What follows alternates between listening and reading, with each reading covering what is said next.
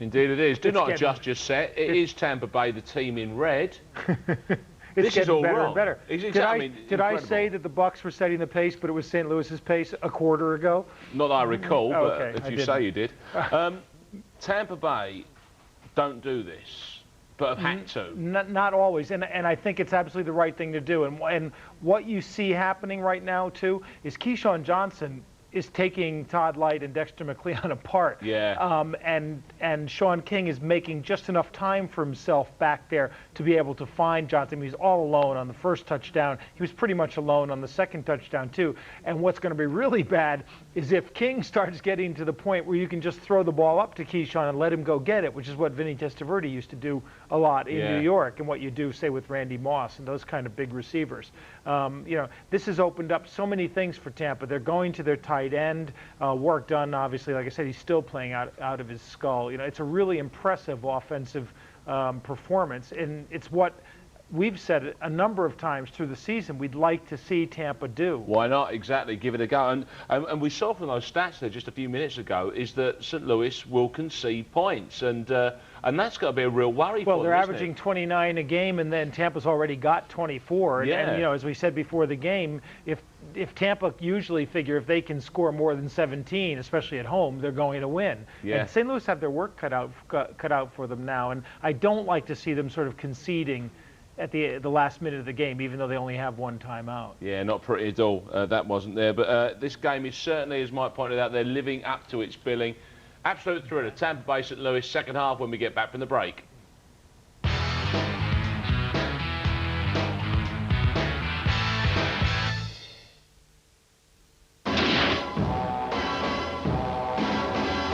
Britannia presents Bond. James Bond.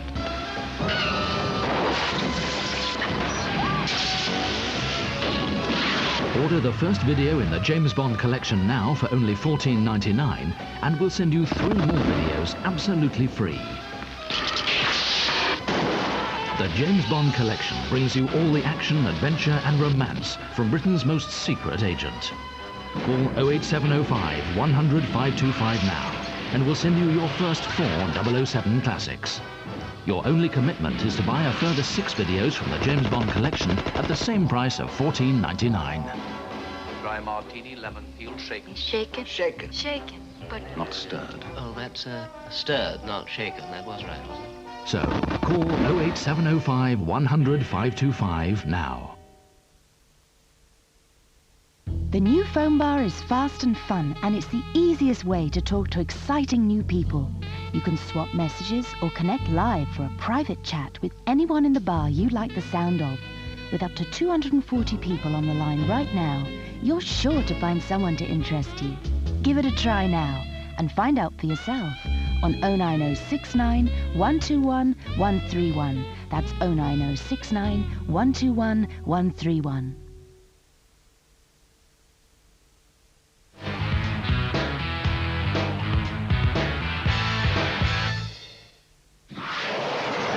(24-14) Tampa Bay in that first half there, and first up touchdown for the Rams. But from that point, Mike, it was all Buccaneers, wasn't it? Yeah. Oh, this is playoff football. Isn't it just? This is really good stuff. Exactly. I like that. The touchdown is a great play, and I wish we had the illustrator here. But if you take a look at it, what to watch on the right side of the screen as it comes up now. The Rams center, Andy McCollum, is going to double team with the right guard, and they're going to double team on the big guy in the middle. And the fullback, who's James Hodgkins, who's the backup fullback, is going to come through and fill Brooks from getting over and hitting. And McCollum is one of the 2 guys who played in Europe. I mean, I remember Andy well from Barcelona, but here's a guy, you know, who was undrafted free agent, basically, went over, made himself into a starting NFL center. Worked his way through, didn't he? Yeah. Eh? That's great. And Fulk just accelerates away, doesn't he? Actually? Yeah, I mean, that's just incredible. It's so good. And he reads the blocking so well. And Hodgkins is another guy that they picked up off the street, basically. St. Louis do a really good job of finding these guys. Yeah, really good personnel. Game's actually full of kind of individual playmakers, isn't it? Not least of which is Big Warren. Well, that's the thing. And, you know, if you're going to have any defensive player as a league MVP, you can make the best case for Warren Sapp, and probably the only thing that stops him is that, you know, Brooks is probably almost as valuable, but not as to Tampa. But we were talking when we were looking at him, he's looking more and more like a sumo wrestler all the time. And think of it in sumo terms, because he's going up one-on-one here against Tom Newton, the other ex-NFL Europe guy. They weigh about the same, but Sapp's about 3 inches shorter. A little sumo step at the end of it, didn't quite see it, but even I mean, almost the salt went down before the play actually opened up there, didn't it? And when you're in there, it's all about leverage. It's all about getting low and getting that first. And that's 3 or 4 times we've seen him actually, like, you know, where he looks like he's been stopped. He's just got more, you know, he's got another move, or he's got enough momentum that he's going to keep going. Yeah, his first sack was a coverage sack all the way, and you just can't wait that long for Warren. And I think the third thing I want to take a look at is the way Warwick Dunn sets up his blocker. And you're going to see here as Kevin Carter comes in, and Carter gets right to him legally. Because if he doesn't move, Wunsch is going to have to push him from behind. So he sold him to his own guy, exactly, didn't he? And just set it up. That's just beautiful running. It's not just that it's a great move, but it's a great move that lets your blocker do the work for you. Yeah, fabulous stuff. As I say, you know, obviously, clearly, you know, a great game between 2 good teams, but the individuals doing their thing in there, not least of which is Sean King, who's kind of like really kind of elevated himself, hasn't he? His ability to both scramble and to just buy himself an extra second or so has been really one of the keys to that half. Absolutely. Now, I approach this next item with some trepidation because it's a US election. The votes are in, and this is, of course, though, for the Pro Bowl, which we can only assume is slightly more above board than the one that we nobody's challenged the results so far. Not just yet, but of course it's much more above board. You don't have Jeb Bush and Mrs. Harris making the decision. Giving it the run out, exactly. Now, obviously, this is all about making your way to Hawaii for the first weekend of February to represent the league out there. How do the votes get cast? Who picks Basically, there's 3 different ballots. The players vote, the coaches vote, and fans get to vote on the internet and also in promotions. And what they then do is they weight those in thirds, so that whatever player wins the coach's vote gets 1. Whoever wins the player's vote gets 1. Whoever wins the fan vote gets 1. So if you win all 3 sections, you would have 3 votes. And if someone wins, if it's split 3 ways, then they have to go to a tie break, which is based on who wins by more. In somebody's college. Yeah. That's another thing. It goes to the Supreme Court and they vote 5-4. Yeah, exactly. That's right. Yeah, there's a word we've all learned over the last few months. They didn't know what it meant in the first place. Okie dokie, and I'm sure there's going to be just as much controversy. You can make your own mind up now. We'll start off and see who's been selected for the AFC. Appropriately enough, the defending AFC champion Titans placed the most players on the squad with 8. First-time selections Brad Hopkins, Samari Rolle, and Derek Mason will have no problem finding their way around the island, though, with Bruce Matthews along. The Titans guard will be making a record-tying 13th appearance. They will also be joined by Eddie George, Javon Kearse, Blaine Bishop, and Frank Wycheck. Wycheck on the roster to back up second-time selection Tony Gonzalez. I'm just going to go out there and enjoy myself. Just lay back in the sun, try and get a tan. I've been out here in Kansas City so long, there's no more sun. It's all snowing. It's cold. Throwing the ball to KC's Gonzalez will be, gasp, a Raider. Starter Rich Gannon, as well as first-time selection Brian Greasy, whose dad Bob went 8 times. The 3-headed monster from Indy, Peyton Manning, Marvin Harrison, Edgerrin James, all of them making their second trip. 278 yards on 23 carries. Unbelievable. 2's the magic number for Corey Dillon. 2 200-plus yard rushing performances this season, earning him his second trip to the Pro Bowl. While none of Dillon's offensive line made the squad, the AFC's line strength will come from the middle. Jet center Kevin Mawai and Broncos center Tom Nalen know something about clearing paths for a 1,000-yard rusher. A year ago, Ray Lewis was on his way to the Pro Bowl when he was arrested and later charged with murder. Lewis pleaded out his legal problems, returned to the field, and anchored the conference's best defense. He'll make the trip along with teammate Sam Adams and 9-time Pro Bowler Rod Woodson. The conference's leading scorer also comes from Baltimore, as Ravens kicker Matt Stover makes the team, along with the more sizable offensive lineman Jonathan Ogden. Surprisingly, it's the Dolphins' 4th-ranked D that is the most representatives in Honolulu, leading the way 35-year-old Trace Armstrong.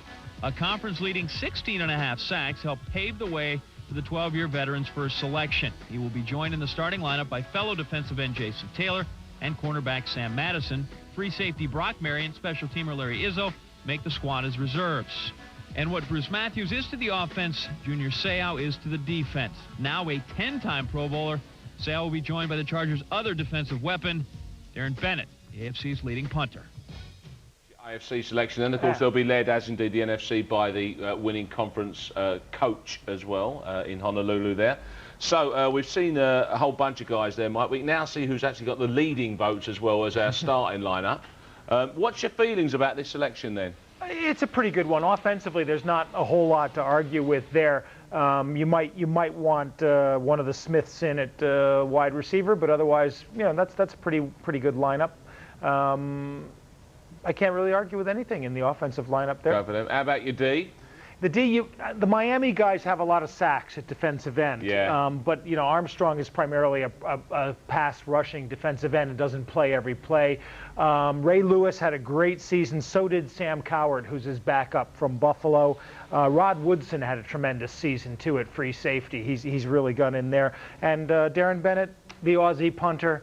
Nice to see him back in a Pro Bowl, because it's hard to get attention when you're in San Diego. Yeah, I get it, and I guess there's a certain logic to, like, people kind of vote in packs as well, don't they? Because you're used to seeing fellas as units. Yeah, and players know the game really well, but they're as susceptible to stats as everybody else. So if you rack up lots of sacks, you're gonna. Yeah, it means you're doing something well. Something's got to be going, right. Necessarily play in and play out the best player, on the defense. Yes, indeed. Right, there's the flavour of the AFC. Let's see what's happening in the NFC now.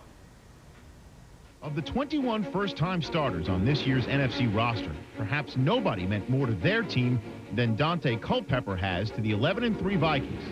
Given the starting nod by Dennis Green to open the season, Culpepper has tossed up a league-leading 29 touchdown passes.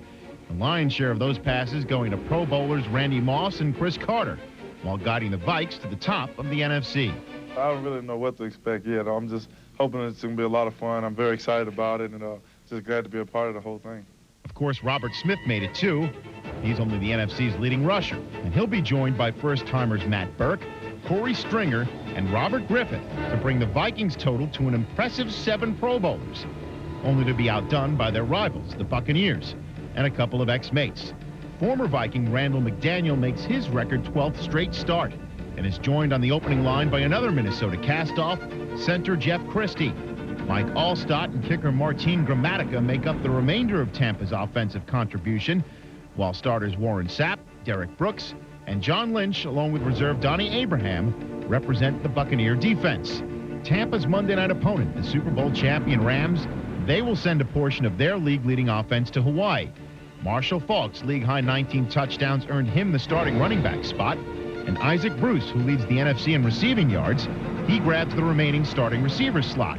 Orlando Pace makes his second appearance, and despite missing major time, Kurt Warner still impressed the voters enough to earn a backup role.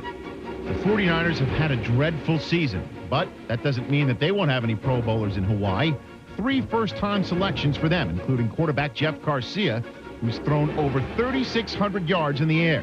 He'll be joined by Charlie Garner and gifted receiver Terrell Owens in the reserve spots. The disappointing Redskins have chipped in with their own trifecta of Pro Bowl rookies. Defensive end Marco Coleman and tight end Steven Alexander make the trip as reserves, while the reins have been passed. Champ Bailey takes a spot normally held by Deion Sanders and Darrell Green at cornerback.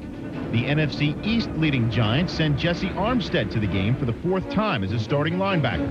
Armstead is joined by reserve center Ron Stone, who's making his first appearance in his 8th pro season.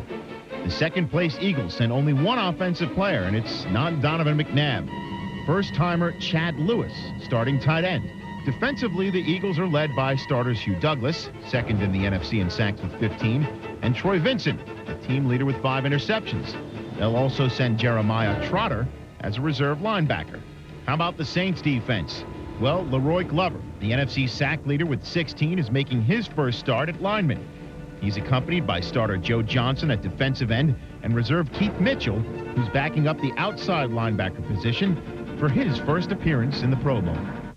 So loads of St. Louis and Tampa Bay in the first half, and plenty of them going to be there in Honolulu as well, eh? Yeah, and deservedly so, Yeah. obviously. There's a lot more interesting things happening in the NFC selection. The main one being Donovan McNabb, who, will probably get a lot of votes for the MVP in the NFL. He'd probably get my vote. You like him, didn't you, this year? Yeah. Well, he's probably more valuable to his team than anybody in the league, and he won't be there. Another thing I like is you've got a couple of guys who, who are undrafted free agents originally, like Keith Mitchell and Robert Griffith going. It's about time Griffiths, goes to a Pro Bowl.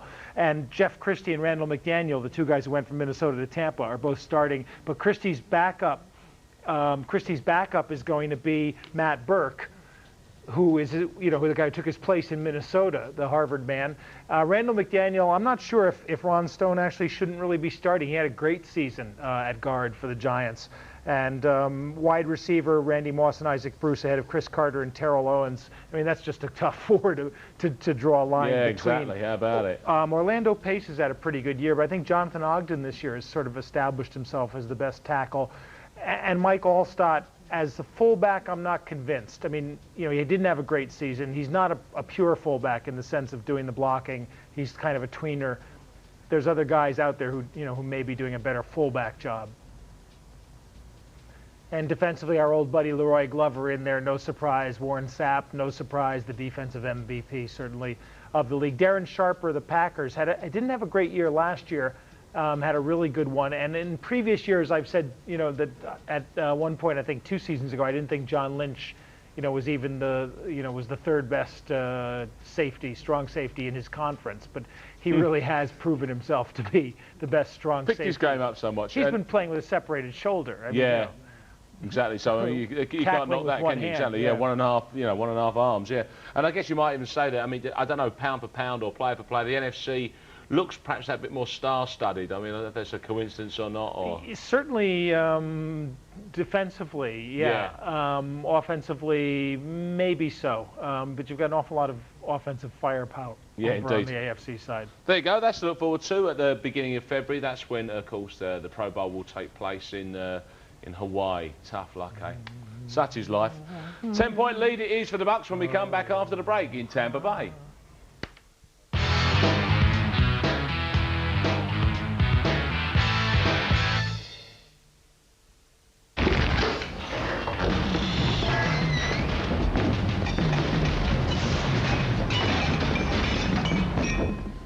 New Crystal Air from Hays has an innovative glass design containing waves of real perfume, which fragrance your home for over 4 weeks.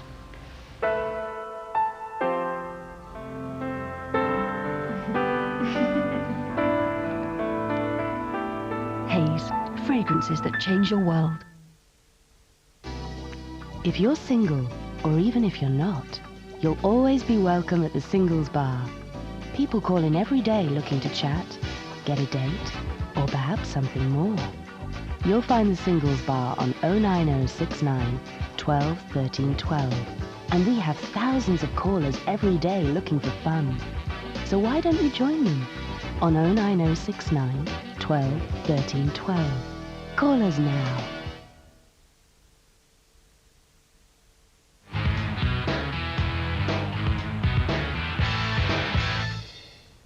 Welcome back. Tampa Bay Buccaneers have the lead in this do-or-die game over St. Louis Rams. It's a 10-point lead, 24-14 it is after the first half.